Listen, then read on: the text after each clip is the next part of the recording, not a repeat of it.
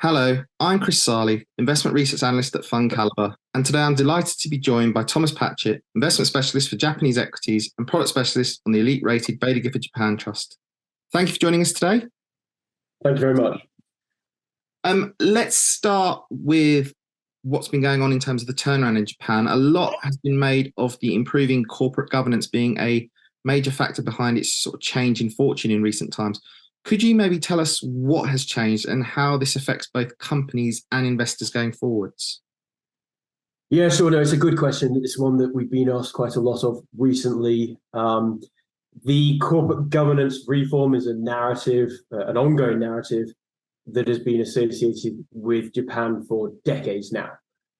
Back to Koizumi, but then Abe, Prime Minister Abe, and Abenomics, and third arrow of structural reforms.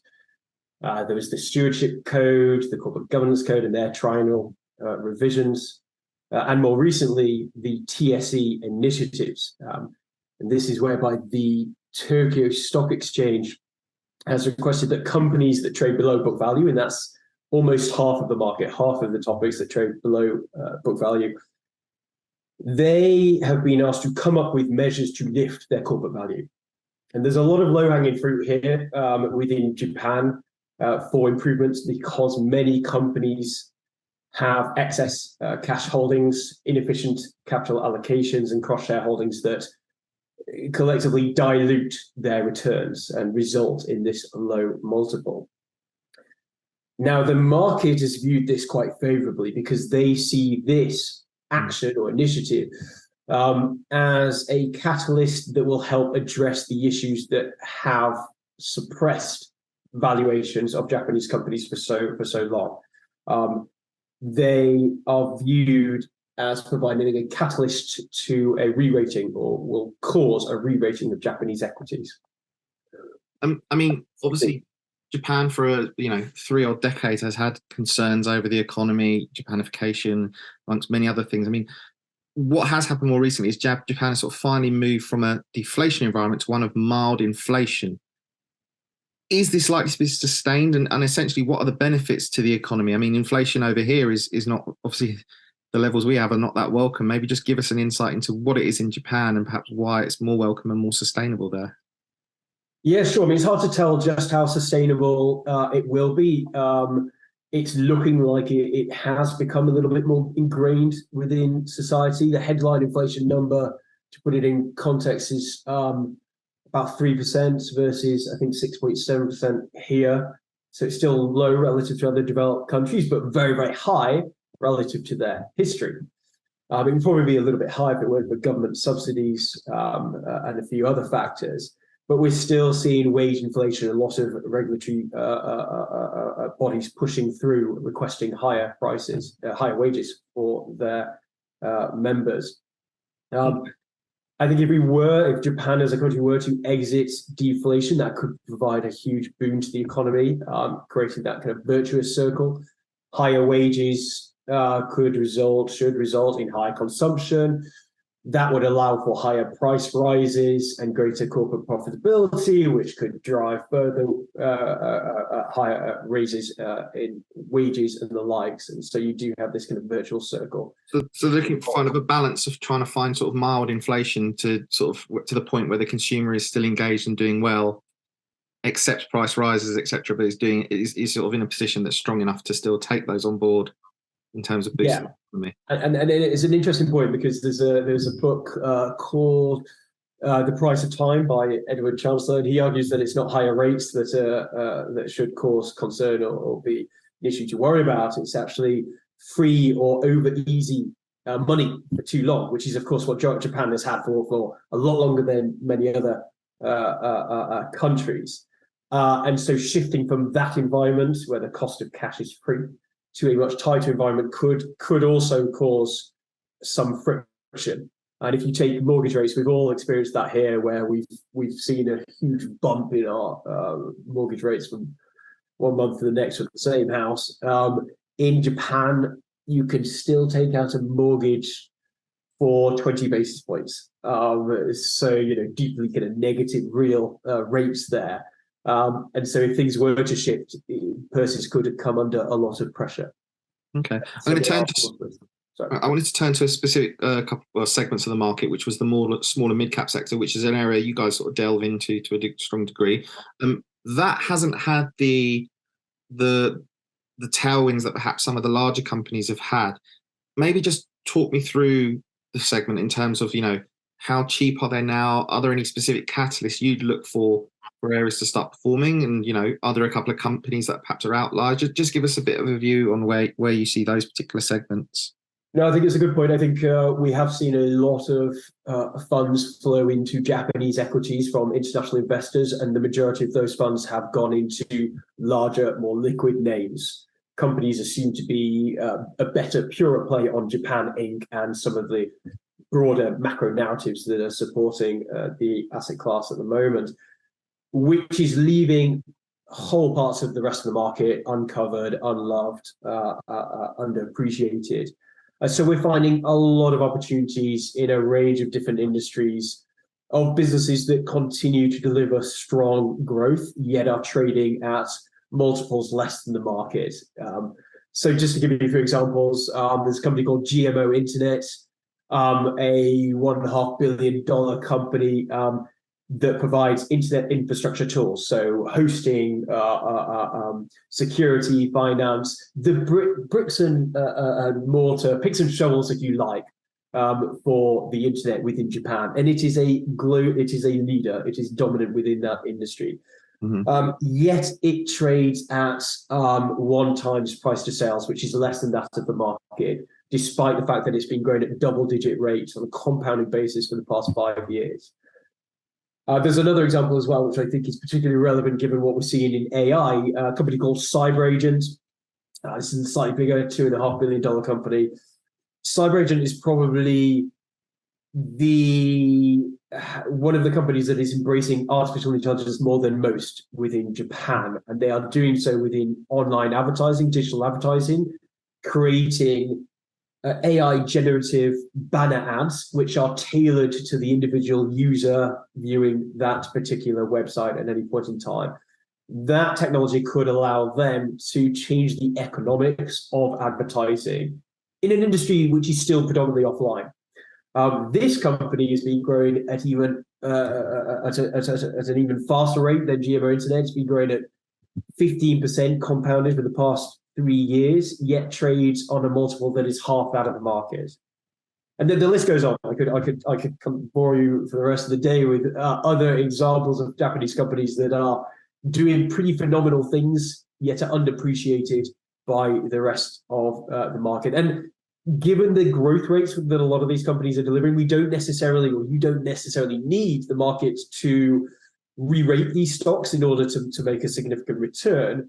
But of course, a re-rating, a higher multiple would obviously supplement that upside. When that will occur is difficult to tell. But I think once investors look beyond some of these macro factors and start to discriminate on an individual level, that's when some of these companies should come to the fore. So just a couple of quick follow-ups from that. Firstly, so you kind of answered the first one there in terms of being happy to be patient with these companies. Secondly, in terms of M&A activity, is that a concern in Japan like it is in other parts of the world with small caps that are sort of lowly valued? No, I think this feeds into the broader corporate governance piece, if you like.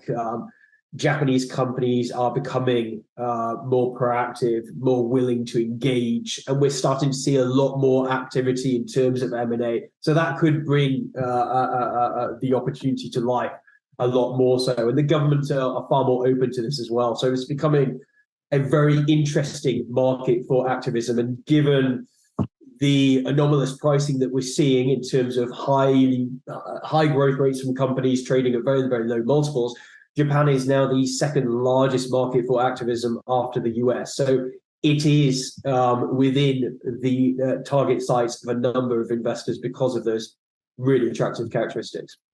It would be remiss not to look at some of the downsides that have sort of plagued Japan for the last 30 years.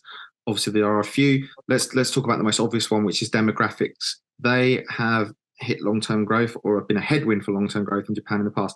Could you maybe just tell us through what the government is looking to do to tackle the challenges of demographics? I think this is a structural issue which is quite difficult for the government to address and deal with. I heard a stat a while back. This is quite a few years back that every woman in Japan would need to have something like 4 children just to stabilize the population. So I don't think this is clearly doable. The population is shrinking, and I don't think that is going to reverse anytime soon. What's important here, though, is that issue does not pull away from the opportunity that Japan presents as an investment destination for clients. What is often an issue at the macro level can be transferred or transformed into an opportunity at the bottom-up level.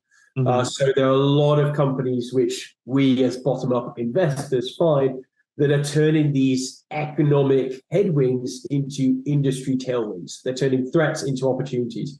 Just one example to illustrate that point is a company called Nihon M&A, which is an M&A advisory for the SMEs, small and medium-sized enterprises within Japan. Every year, by their assumptions, and there are other industry groups that back up these numbers, there are about 60,000 SMEs that need to be sold because they are being run by retiring founders in their 70s, 80s that don't have any succession plan in place. Nihon M&A conducted about 1,000 deals last year, so even if they are grossly overestimating that number, it still represents a significant addressable market, which is only increasing. So that is a wonderful illustration of how this demographic issue can be turned into a fantastic opportunity for some companies that are turning that around and profiting off of that economic issue. I think there are a whole host of other examples within the automation and internet space as well that should also benefit as their automated and or online solutions provide an increasingly appealing alternative to what is becoming an expensive and shrinking pool of labor. So Japan is at quite an interesting pivot point where its labor market is becoming so tight and increasingly expensive, where the payback period for investing heavily into an automated solution or an online software provider becomes far less, becomes more appealing. So it's had a really interesting pivot point for the increasing acceleration of digitalisation and automation. I mean, you use the word pivot point. It feels like there's a pivot point in a few areas in Japan at the moment, but maybe, and I appreciate you're more of a company by company type of investment house. Do you have a view on where you think Japanese equities will be in 2024? Do you feel there's certain sectors or markets that will be attractive in particular? Just a little bit of a view on that, please, to round this off. Short term, it's very difficult to forecast. What provides us with excitement lies further ahead into the future. And this is where I think Japan is incredibly exciting because there are a lot of structural growth opportunities that are probably more unique to the Japanese market than elsewhere. Mm-hmm. 2 examples I would provide would be automation. Japan continues to lead globally in industrial robots. And there are a lot of trends which are accelerating their adoption, be it reshoring, wage inflation in Japan, but elsewhere around the world, and the improving application of robotic tools that sees them being used far broader beyond the traditional application within the auto sector.